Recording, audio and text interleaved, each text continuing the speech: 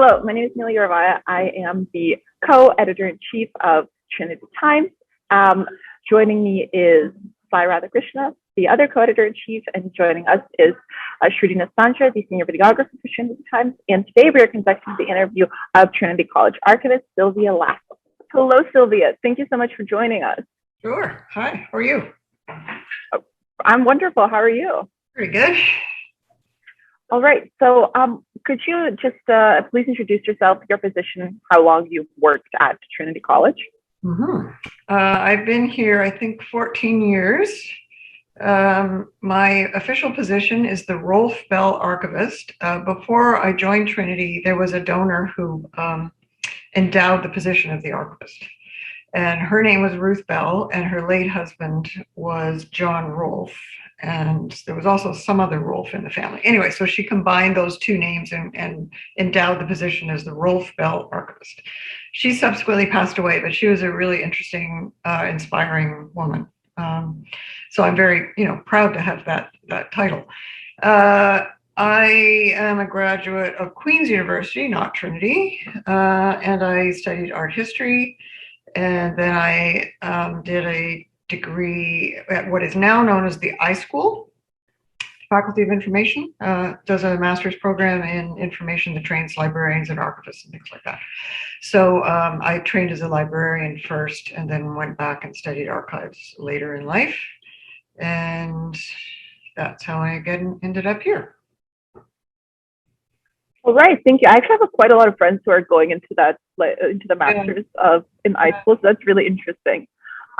So you sort of started talking about this. How did you come into this role at Trinity College? Well, so I retrained as an archivist when I was around 50 years old, and I did about 5 years or so of contract work at various institutions in Toronto, including a stint at the Art Gallery of Ontario, which, since the archivist at Trinity is in charge of the art collection, that was sort of a handy thing to have. So I had a 5 years of varied experience, and then I was hired here. I also have some rare book experience that I worked for rare book dealers, and so I had a kind of a mishmash of previous experience that turned out to be kind of helpful and useful here. Right. Yeah, that's super cool. I think your position is very interesting because not a lot of people know how people get into being an archivist, but it is something that's always an underlying factor in a lot of university work and everything that we do. Can you talk about the history of the Trinity College archives? I know it's a bit of an overbroad question, but if you can just the top highlights of what you think they are. Yeah, for sure. We didn't really have an archives until the 60s. And at that point, the college asked George W. Sprague, who was a distinguished graduate. He was the archivist for the province of Ontario for many, many years. And on his retirement, the college asked him to sort of try to create an archives for Trinity College, because there was an awareness that there was a lot of history just sort of sitting around in people's offices. There were a lot of things in vaults. Something that you may not know about the Trinity building is that there are 3 or 4 sort of bank vaults down in the basement, and so where student records are kept and silver is kept and things like that, right? So there were lots of little piles of things around, but no systematic way to get at them. And there was a lot of interest from historians in the stories of the people who were involved in Trinity College. So George Sprague actually started it for a few years, and then the college hired a historian named Henri Pilon, who was my predecessor, and he was here part-time from 1969 until 2008. And he was the one who actually put together the Trinity College archives down in not where I am now, but across from the building manager's office, if you can picture that, if you know the bowels of Trinity College. So it was a very cold room. I spent the first 9 years of my life here at Trinity in that cold, awful, dark room. And then we built the current archives in about 2016. So. Right. And what's the purpose of the Trinity College archives as they are now and as from their inception? Well, it's changed over the course of the years, but from the way I see it, the way I see the role of the Trinity College Archives is about four things, and I'm going to look at my notes here a little so I don't forget anything. So obviously, preservation of the college records is the most important thing. There are legal reasons why you need to keep certain records, right? The founding documents and things like that. The reason we can exist and get tax exemptions and things like that depend on the founding documents of the college. It's been really interesting since this new building project has been in the works.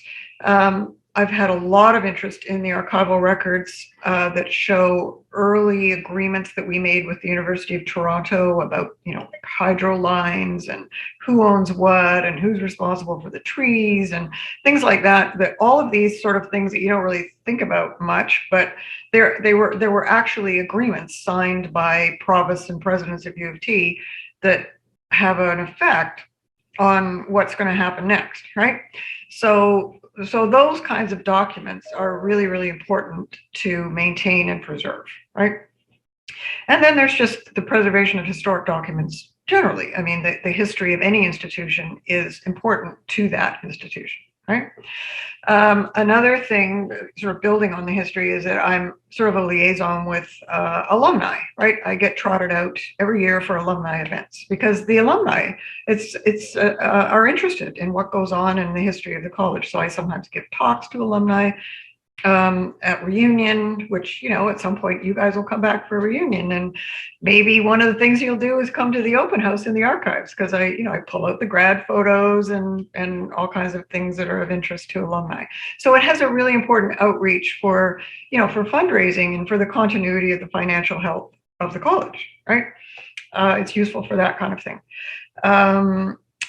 So another thing that we do is allow access for researchers, because we do have private records here of a lot of interesting individuals. And there are people, historians and grad students and things like that, who want access to that. So I provide not only access to the records of the college itself, but also facilitate access to these research materials that are sometimes heavily used, not during COVID, but sometimes people come in and do research for a book or for a thesis or something like that, right? And then the final thing is a fairly new thing, which I hope to continue and build on, which is the teaching function, right? It's creating a collection of records that are actually useful to the professors here. So especially in the IR program, because what we have, apart from records of the Anglican Church, which was the historic reason for Trinity College existing. Now our academic program focuses on international relations. That's our biggest one, right? And we have records of a number of distinguished historians and journalists and diplomats. And those can be used by the students of Trinity College. And I'm hoping more and more. You guys probably don't remember, but before COVID, we actually did have classes here in the archives. We've got it. It's been designed so that we can have small classes up to about 30 people here. And we can show documents, and students can be encouraged to use archival records in their, for an independent study project or something that their professor gives them. So that's sort of where, I guess that's sort of an answer to one of your later questions. That's where I'm hoping to build more and more on that sort of pedagogical reason for the archives to exist. Right, thank you. And I hope that there's another chance for students to actually go back to the archives for classes. I think that's super I hope cool. next year. I hope next year we'll be able to do that. Yeah, it's a lot of fun. I really enjoy it. Yeah. So my last question before I hand it off to Sai is, what are your primary responsibilities as a college archivist? I know you sort of touched on this throughout, but I guess it's just like the sort of day-to-day responsibilities that you have. Yeah, so the access, one of the main things I do as a trained archivist is to arrange and describe the records that come in so that they are accessible, right? So there's an umbrella program at the University of Toronto called Discover Archives, and that gives you access to our finding aids. You can go in by institution, choose Trinity College, and you have access to the various finding aids that we have. So that kind of work that goes into making that stuff available is one of the key things that I do as the archivist, right? Apart from that, I'm also the Freedom of Information Officer at the college. I oversee the art collection at the college. I do some teaching, as we were talking earlier, and the conservation issue when we get things in the conservation and preservation, we rehouse things in acid-free file folders and boxes, and they're put into a vault that has climate control and that sort of thing. So I have to oversee that kind of stuff. And then donor relations, I see people or talk to people who are interested in giving things to the archives and determine their suitability for coming here or not. So, and then I'm dealing with staff. The staff uses the archives quite a lot for the Trinity magazine, for various forms of outreach. So those are sort of day to day. There's a lot of variety in what I do. Well, right. That's really interesting. I guess you never think that this is like the variety. Yeah, as you said, the variety of responsibilities that